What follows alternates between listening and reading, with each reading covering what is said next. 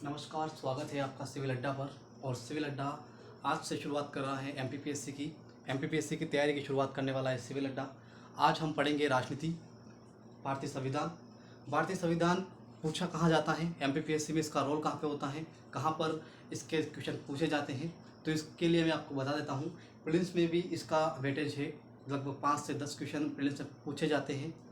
इस बार आयोग भी इंक्लूड है, तो पॉलिटी से सीधे सीधे आयोग का क्वेश्चन जो है पॉलिटी से रिलेट करके पूछेंगे।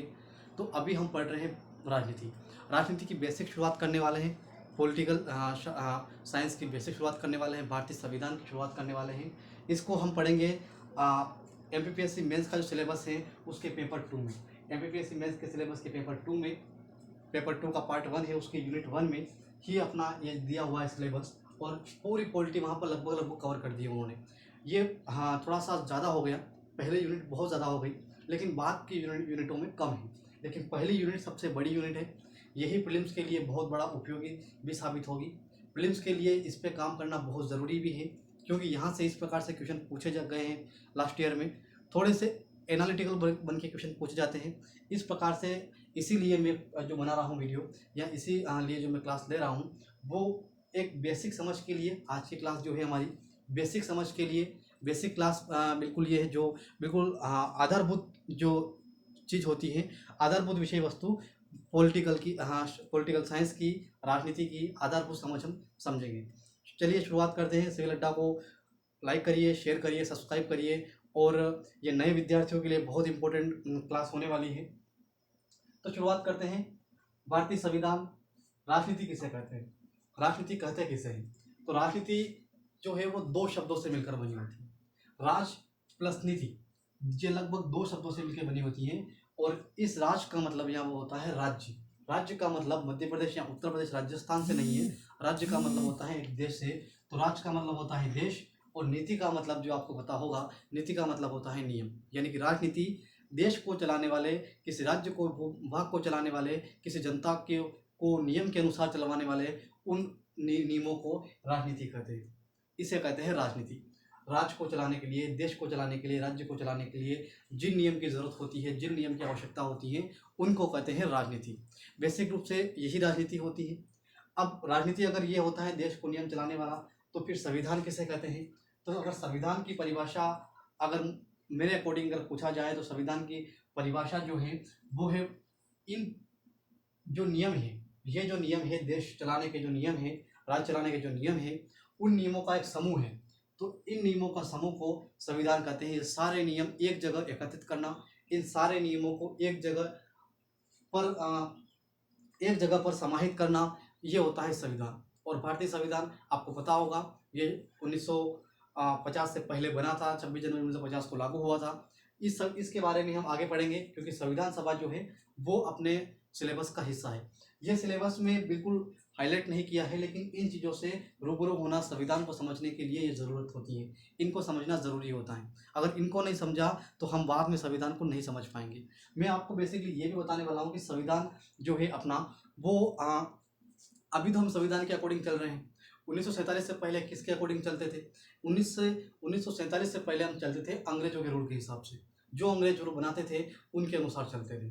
लेकिन उस वक्त 1947 से पहले जब देश में क्रांति उत्पन्न शुरू हो चुकी थी, क्रांति उत्पन्न हो गई थी, तो उस वक्त 1935 का अधिनियम जो था वो हमारे ऊपर लागू कर दिया गया था। 1935 से पहले 1919 का रेगुलर अधिनियम था। इस प्रकार से ये अधिनियम बनते थे, समय समय पर प्रत्येक 20 वर्षों में अधिनियम आते थे। लेकिन अंग्रेजों का शुरुआत जो अधिनियम देखते हैं हम, वो 1773 का रेगुलेटिंग एक्ट है। वो भी हम संविधान सभा में या संविधान की विकास यात्रा में पढ़ेंगे। हो सकता है कभी आधुनिक भारत में पढ़ें, लेकिन इसको पढ़ना भी बहुत ज़रूरी है, क्योंकि तब हम उन्हीं नियमों के अनुसार चलते थे। आज हम इन नियमों के अनुसार चलते हैं, संविधान के नियमों के अनुसार चलते हैं। जब हम कोई अपराध करते हैं तो आईपीसी के अनुसार चलते हैं, इंडियन पेनल कोड आईपीसी के अनुसार चलते हैं।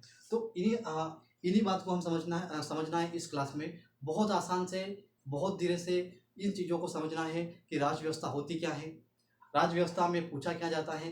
राज व्यवस्था को मुझे लगता है कि हम जो अभ्यर्थी हैं, अभ्यर्थी के अलावा भी राज व्यवस्था को समझना बहुत ज़रूरी होता है। अगर हम अभ्यर्थी ना हो और अगर कोई गार्जियन हो, अगर वो भी अगर इस चीज़ को समझे, तो भी मुझे लगता है कि अच्छा है, क्योंकि हमें कम से कम ये पता हो कि हमारी राज्य व्यवस्था कैसी है, हम किस प्रकार से चलते हैं, हमारे पास अधिकार क्या है। अगर हमें संविधान ने हमें अधिकार दिए हैं तो संविधान ने हमें कर्तव्य भी बताए हैं कि आपके ये कर्तव्य है। अगर हम कर्तव्य से विमुख होकर अधिकार मांगे तो भी हमारी नैतिकता का हनन होता है। इन चीज़ों का जिक्र जो है हम बाद में करेंगे, लेकिन अभी हम पढ़ेंगे संविधान। संविधान उससे पहले जब अंग्रेजों की बात मैंने की आपसे कि 1773 का रेगुलेटरी एक्ट से हम अंग्रेजों के अनुसार रेगुलेट होने लगे। अंग्रेजों के अनुसार जो भूभाग अंग्रेजों के कब्जे में था वहाँ से हम रेगुलेट होने लगे। उनसे पहले अगर हम जाए 1773 से पहले, तो उससे पहले जो यहाँ पर था वो मुगल प्रशासन था, मुगल शासन था। तो मुगल शासन के अनुसार हम चलते थे उससे पहले अगर हम देखें तो राजपूत काल में जो भारत बटा हुआ था अलग अलग जगह पर। जैसे हम बात करते हैं चंदेल की, यहाँ पर चंदेल मध्य प्रदेश के, तो चंदेल बुंदेलखंड वाले इलाके में, उधर राजस्थान की बात करें तो वहाँ राजपूत वंश आता है, ऊपर अलग वंश आता है। इसी प्रकार से भारत पूरा बटा हुआ था।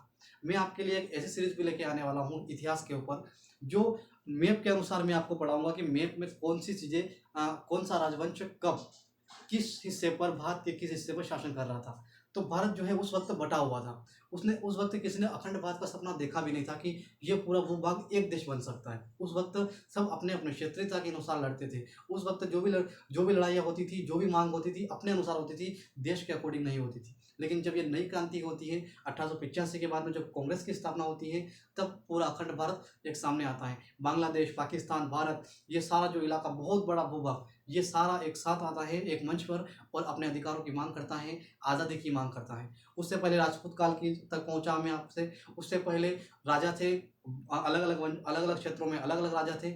उससे पहले महाजनपद काल था। इस प्रकार से हम इतिहास में भी इन चीज़ों को देखेंगे, लेकिन अभी हमें संविधान सभा पढ़ना है। तो संविधान उस प्रकार से उस वक्त पर वहाँ पर अपने अपने अनुसार राजा नियम बनाते थे और उन नियम के अनुसार वहाँ की जनता अपना जीवन यापन करती थी। तो आज हमारे पास जो आज हम जीवन यापन जो करते हैं उन संविधान के नियमों के अनुसार करते हैं। जो संविधान हमारा भारतीय जो 1947 के बाद बना, 1950 को लागू हुआ, उस संविधान को हमें पढ़ना है। उस संविधान को पढ़ने के लिए मैंने आपको संविधान राजनीति के मतलब बताया। राजनीति का अर्थ होता है राज यानी देश, और नीति मतलब नियम, देश को चलाने वाले वही नियम। और इन नियमों के समूह को जब एक जगह एकत्रित कर दिया जाता है तो उनको हम कहते हैं राजनीति, उसको हम कहते हैं संविधान। संविधान नियमों का समूह होता है। अब संविधान कितने प्रकार के होते हैं?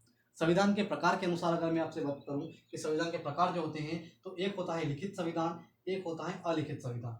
संविधान दो प्रकार के होते हैं बेसिकली, लिखित संविधान और अलिखित संविधान। हमारा जो संविधान है वो लिखित संविधान है, और हमारे जो संविधान है वो जब संविधान में कोई चीज़ लिखी जाती है तो वहाँ से नियम उठते हैं और जनता पर रेगुलेट होते हैं। इस प्रकार के लिखित संविधान की विशेषता होती है। अगर आपको एमपीपीएससी मेंस में या प्रीलिम्स में भी इस प्रकार का कोटा दे दिया जाए कि जो लिखित संविधान होता है उसकी विशेषता बताइए, या लिखित जो नियम संविधान में लिखने के बाद जब जनता पर रेगुलेट होते हैं तो उस प्रकार के संविधान को किस प्रकार का संविधान कहा जाता है, उसको कहते हैं लिखित संविधान। यह होते हैं लिखित संविधान। एक होता है अलिखित संविधान। अलिखित संविधान का सीधा सा अर्थ यह है कि यहाँ पर संविधान लिखा नहीं जाता। उदाहरण क्या क्या है अलिखित में? किस देश में अलिखित संविधान है? ब्रिटेन में, जो अपना जिसके हम औपनिवेशिक थे। ब्रिटेन का जो संविधान है वो अलिखित संविधान है। इजराइल का संविधान अलिखित संविधान है।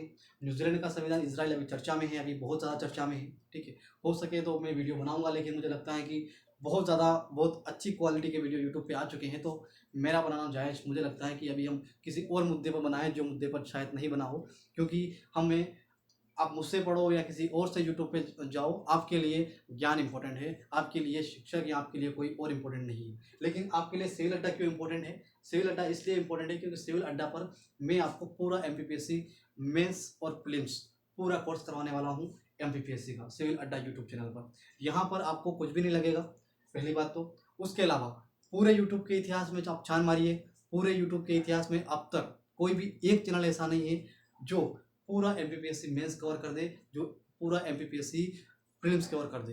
तो मैं वो पढ़ाने वाला हूँ, वो करवाने वाला हूँ। पूरा निःशुल्क रहेगा, आपको बेसिक समझ दी जाएगी, बेसिक आधारभूत समझ दी जाएगी जहाँ से आप शुरुआत करना चाहते हो। बिल्कुल बिगनर के लिए तो बहुत अच्छा मंच है। और जिन्होंने कुछ समय बिता दिया है इस फील्ड में लेकिन अभी कुछ समझ में नहीं आ रहा है, तो उसके लिए भी ये अच्छा मंच है। तो हम बात कर रहे थे लिखित संविधान की। एक और खबर है आपके लिए कि सीसेट के लिए भी हम बहुत जल्द वीडियो लाने वाले हैं। सीसेट के लिए फैकल्टी भी आने वाली है, तो सीसेट भी शुरुआत होने वाला है सीसेट की इस वीडियो में, इस चैनल पर सिविल अड्डा पर सीसेट की शुरुआत होने वाली है। सीसेट की मैं आपको पूरी प्लानिंग बताऊंगा, सीसेट किस प्रकार से क्वालिफाई करते हैं सीसेट को, और क्वालिफाई और जिसने वन रक्षक की डाली है, जो वन रक्षक की देना चाहता है, वो सीसेट किस प्रकार से सीसेट पर ध्यान दे। सीसेट में बहुत ज़्यादा इस तरह के क्वेश्चन नहीं पूछे जाते हैं, हम वो बात हमें बाद में। अभी हम भारतीय संविधान की बात करते हैं। भारतीय संविधान जो है लिखित संविधान है। लिखित संविधान और किन देशों में है? यूएसए में है, ऑस्ट्रेलिया में है, और विश्व के बहुत सारे देशों में लिखित संविधान या अलिखित संविधान है। अलिखित संविधान जो ये फैक्ट है, ये कभी कभी क्वेश्चन पूछे जाते हैं प्रीलिम्स में या वनडे एग्जाम में कि अलिखित संविधान किस देश में है। तो अलिखित संविधान ब्रिटेन, इजराइल, न्यूजीलैंड। लिखित संविधान यूएसए, ऑस्ट्रेलिया, इंडिया, और भी देश है बहुत सारे, लेकिन उन सारे को लिखना, और कहीं से अगर आपको मिलते हैं तो आप लिख लीजिए, कहीं से आपको मिलते हैं तो आप पढ़ना भी चाहिए आपको इन चीज़ों को, क्योंकि फैक्ट पूछे जाते हैं वनडे एग्जाम में। अब बात आती है संविधान में संशोधन के आधार पर संविधान के कितने प्रकार होते हैं। संशोधन अगर हम संविधान का करते हैं तो कितने प्रकार का संशोधन संविधान से होते हैं, संविधान में किस प्रकार से संशोधन कितने प्रकार होते हैं संविधान में। तो संविधान के मूलतः 2 प्रकार के होते हैं, लेकिन भारत ने दोनों प्रकार को नहीं अपनाया, तीसरा एक नया कॉन्सेप्ट लेकर आया। भारतीय संविधान निर्माता जो थे वो बहुत ही दूरदर्शी थे, और वो दूरदर्शी थे, इसी कारण से उन्होंने इन दोनों को नहीं अपनाया, एक तीसरा नया कॉन्सेप्ट लेकर आए। हमारे भारतीयों ने किया क्या है, हमारे भारतीयों ने सभी देशों को सम्मिश्रण किया है, और वहाँ से एक नया कॉन्सेप्ट जो भारतीय जनता के अनुसार चले। जैसे बाकी देशों में बात की जाए तो जन्म संग्रह पर बात चलती है, लेकिन हमारे यहाँ पर जानते हैं कि जनता अभी शिक्षित नहीं है, जनता अभी अवेयर नहीं है, तो जन्म संग्रह जैसी चीज़ें नहीं करवाई जाए। हाँ, कुछ जगह पर करवाया गया, जैसे जूनागढ़ का हम बात करें कभी इतिहास में, तो वहाँ पर जन्म संग्रह द्वारा किया गया था। लेकिन जन्म संग्रह अभी हमारे, जैसे अगर हम बात करें सबरीमाला विवाद पर, अभी हम जन्म संग्रह नहीं करवा सकते, हमें सुप्रीम कोर्ट जाना पड़ता है, सुप्रीम कोर्ट से केस लड़ना होता है, और वहाँ से अगर हम जीत जाते हैं तो सबरीमाला, जिस प्रकार का विवाद है सबरीमाला का, इसी प्रकार से मराठा आरक्षण के ऊपर, या इसी प्रकार से बहुत सारी चीज़ें, बहुत सारे मुद्दे हैं देश में, उनके ऊपर हम अभी भी ये नहीं करते हैं, जन्म संग्रह नहीं करते हैं। और मुझे भी लगता है कि जन्म संग्रह करने की स्थिति में देश नहीं है, इतना अवेयर नहीं है, इतना शिक्षा भी नहीं पहुंची है, और शिक्षित हैं, लेकिन शिक्षित किस प्रकार से ये आप भी जानते हैं, मैं भी जानता हूँ, ठीक है। एक होता है कठोर संविधान, एक होता है लचीला संविधान। तो कठोर संविधान क्या होता है? कठोर संविधान होता है जिन देश में संविधान को संशोधन करने का, संशोधन को आप समझ रहे हो, परिवर्तन करने का, संशोधन में अगर संविधान में कुछ नियम है ऐसे जिनको परिवर्तन करना पड़ेगा समय के साथ, क्योंकि आज कोई नियम अच्छा है लेकिन वही नियम कल शायद अच्छा ना हो, इस प्रकार के नियम को संशोधन, जब परिवर्तन करते हैं तो उसको संशोधन करते हैं। इस प्रकार से अभी हमारे भारत में 104 संविधान संशोधन हो चुके हैं। मैं अपने पॉलिटी के मेंस में, अपने पॉलिटी के प्रीलिम्स में संशोधन भी बहुत बड़ा इंपॉर्टेंट वाला टॉपिक है, उसको भी अच्छी तरीके से कवर करेंगे। मैं आपको संशोधन टोटल बताऊंगा, बहुत इंपॉर्टेंट संशोधन बताऊंगा, जिसके माध्यम से हो सके तो पूरे ही कवर करेंगे जहां तक हो सके, लेकिन इतने तो कवर करेंगे जिससे हमारा प्रीलिम्स और मेंस में काम आ जाए। तो ये होता है संविधान संशोधन। कठोर संविधान, कठोर संविधान जो होता है उसमें संशोधन करने की जो प्रक्रिया है वो बहुत कठोर होती है, वहाँ पर अक्सर ऐसे ही कोई संविधान संशोधन नहीं कर सकता है। तो जैसे वहाँ कैसे होती है कठोर, वहाँ की जो संसद है, पार्लियामेंट है, वहाँ के पार्लियामेंट में 2/3 यानी कि लगभग 66% 67% मत का हासिल करना, ठीक है।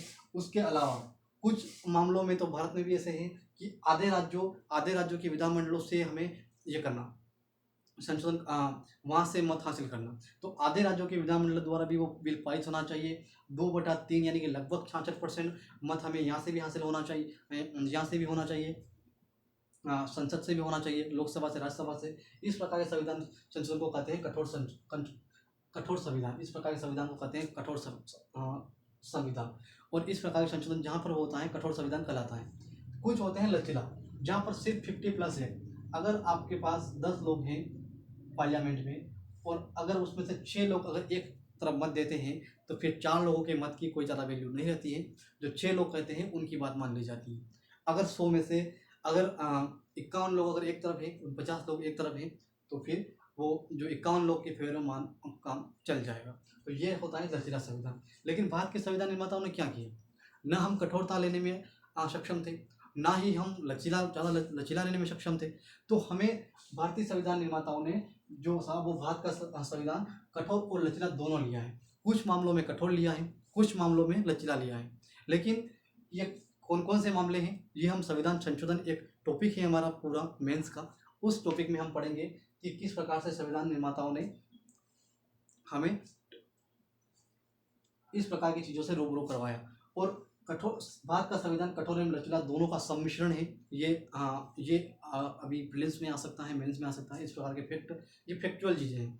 और संविधान संशोधन की ऊपर क्वेश्चन आ सकता है, तो संविधान संशोधन हम पूरा कवर करेंगे। इसके बाद जो अगला चैप्टर रहेगा अपना, वो रहेगा संविधान सभा।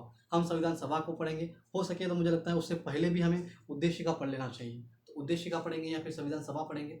उसके बाद फिर हम टॉपिक वाइज चलेंगे, जो मेंस में टॉपिक दिए गए हैं वो सारे टॉपिक कवर करेंगे। पूरी पॉलिटी कवर करवाई जाएगी, पूरा मेंस कवर करवाया जाएगा, सिविल अड्डा पर पूरा मेंस कवर होगा। प्रीलिम्स को ध्यान में रखते हुए कवर करेंगे। ऐसा नहीं कि प्रीलिम्स को बिल्कुल छोड़ दिया जाए, तो प्रीलिम्स को ध्यान में रखते हुए कवर करेंगे। आप सभी का शुक्रिया।